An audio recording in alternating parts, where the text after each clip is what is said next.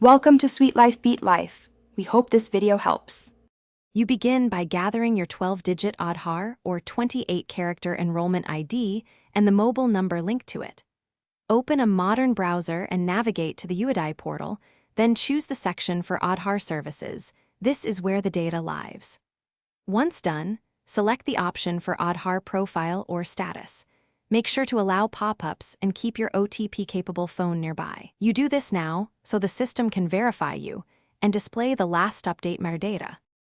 Next, enter your Aadhar or enrollment ID and the registered mobile number, then request the OTP. This authenticates you and unlocks private fields. When the OTP arrives, type it in immediately because sessions time out quickly.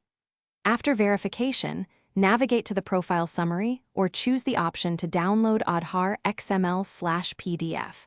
Those files explicitly list the last update date and what changed. Make sure to inspect the last updated or demographic update fields so you know which details were modified and when. Finally, read the last updated field and confirm whether it refers to demographic or biometric changes. Note the date and entry type to resolve any discrepancies. If the portal shows no update but you recently changed details, keep your receipt and visit an Aadhar center to cross-check records. If OTPs fail or the registered mobile is inaccessible, try a re-request, confirm network coverage. Then call UID helpline or book an update appointment.